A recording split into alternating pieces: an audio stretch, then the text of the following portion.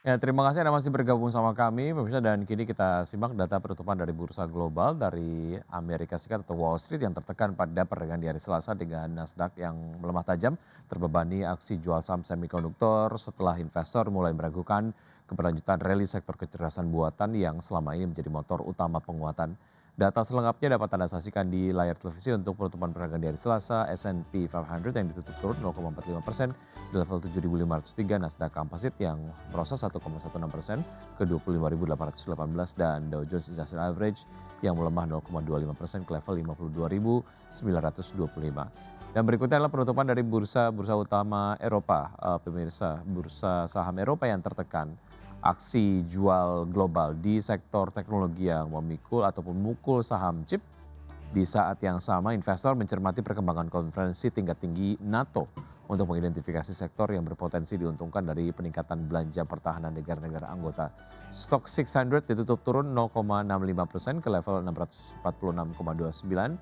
DAX Jerman melemah 1,37% ke level 25.465 dan CAC 40 Prancis yang turun 0,51% ke level 8.436. Dan berikutnya adalah pembukaan dari bursa-bursa utama Asia di pagi hari ini dapat Anda saksikan di layar televisi.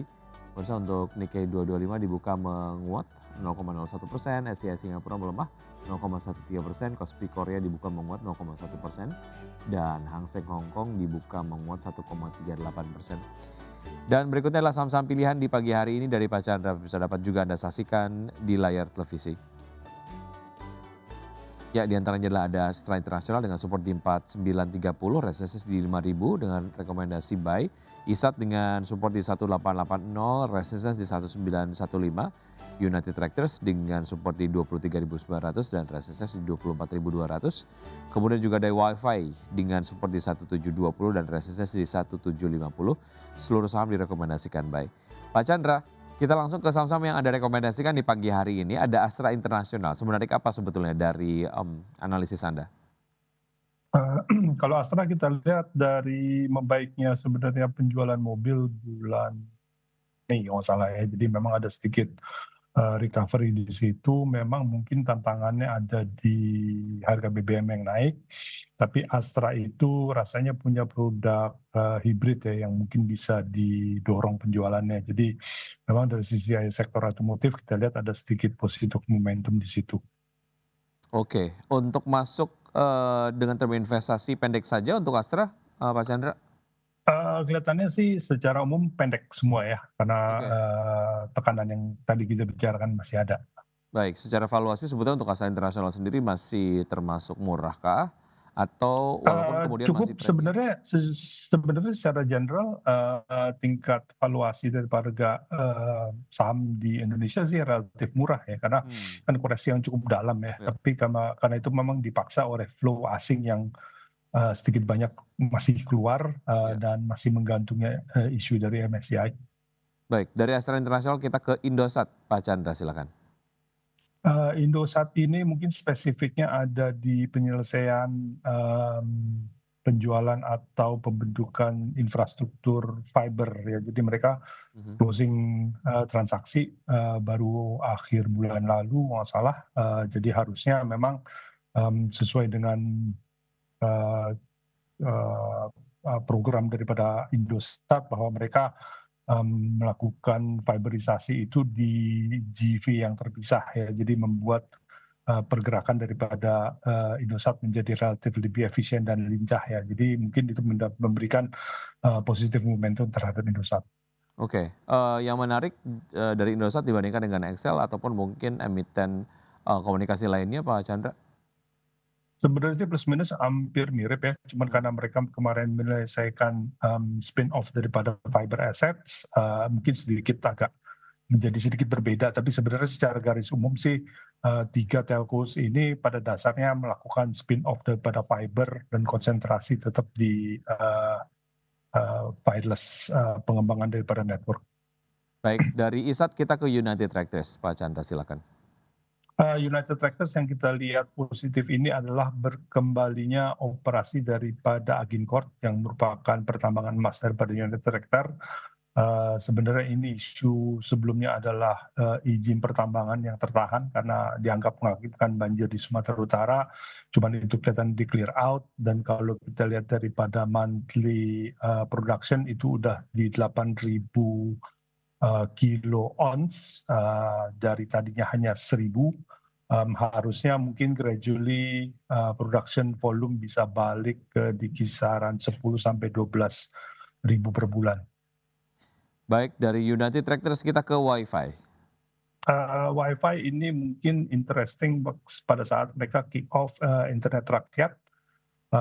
Produk itu cukup affordable di 100.000 per bulan dengan kecepatan up to 1 GB. Saya pikir offering ini sifatnya cukup disruptif ya untuk terhadap kayak seperti IndiHome gitu. Jadi harusnya cukup menarik dan bisa menarik pelanggan dalam waktu yang cukup pendek ya. Jadi stack up ramp up-nya bisa cukup cepat. Baik, Astra International, Indosat, kemudian juga United Tractors dan juga Wi-Fi jadi saham-saham yang direkomendasikan pagi hari ini oleh Pak Chandra dengan rekomendasinya seluruhnya buy dengan analisis ataupun analisa terkait dengan support dan juga resistance tadi sudah disampaikan begitu ya. Baik, dua saham IPO hari ini bagaimana Anda melihatnya secara sektoral dan juga potensinya Pak Chandra? Masih kemudian dilihat sebagai saham ataupun emiten yang dapat dimanfaatkan untuk trading jangka pendek saja atau seperti apa? Kelihatannya kalau dari sektoral dua-duanya cukup baik ya, cukup defensif sih sebenarnya. Satu, BAH itu ada di infrastruktur tower, dia subsidiary daripada Protelindo atau Sarana Menara Nusantara. Kita tahu bisnis modelnya relatif cukup resilient.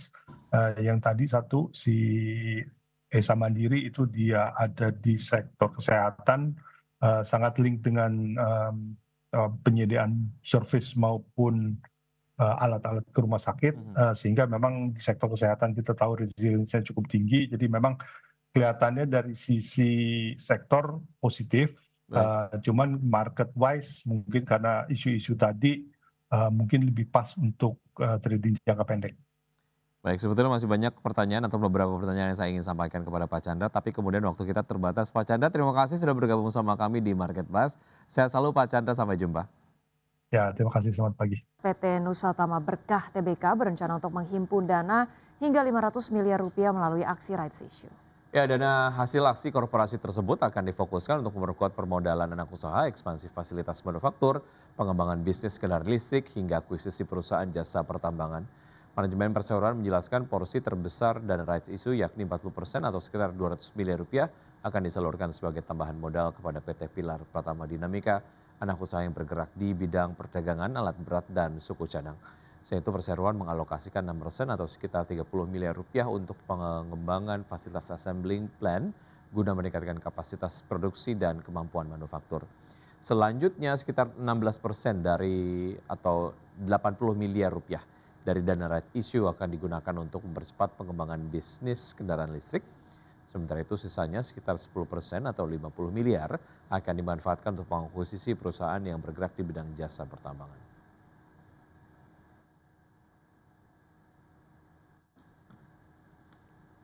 Ya, kinerja PT Java Confit Indonesia atau JPFA diperkirakan menghadapi tekanan pada kuartal 2 tahun ini. Iya, pelemahan harga ayam broiler dan day old chick atau DOC menjadi sentimen utama. Meski begitu, sejumlah analis menilai prospek JPFA masih positif pada semester 2 tahun ini. Kinerja PT Java Confit Indonesia Tbk atau JAVA diperkirakan menghadapi tekanan pada kuartal 2 tahun 2026. Pelemahan harga ayam broiler dan day old chick atau DOC menjadi sentimen utama. Meski begitu, sejumlah analis menilai prospek Java masih positif pada semester 2 tahun ini. Harga ayam broiler hingga Juni 2026 turun menjadi sekitar Rp20.000 per kilogram atau melemah 6% dibandingkan bulan sebelumnya. Sementara harga DOC turun 16% secara bulanan menjadi sekitar Rp5.900 per ekor. Pelemahan ini diperkirakan menekan kinerja emiten unggas pada kuartal 2. Tekanan harga dipicu kelebihan pasokan ayam setelah lebaran terutama di wilayah Jawa. Pasokan diperkirakan berada 5 hingga 10% di atas permintaan mingguan normal.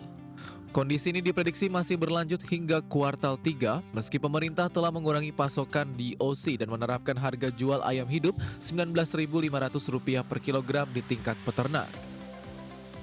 Meski menghadapi tekanan jangka pendek, prospek Japfa dinilai masih positif pada semester 2 2026. Keberlanjutan program makan bergizi gratis diperkirakan menambah konsumsi ayam broiler hingga 1,2 juta ton. Prospek Japfa juga ditopang penurunan utang, potensi kenaikan dividen, dan pertumbuhan bisnis makanan olahan. Sejumlah analis merekomendasikan beli dan tambah kepemilikan saham Japfa dengan target harga Rp3.200 hingga Rp3.300 per saham. Berbagai sumber IDX Channel.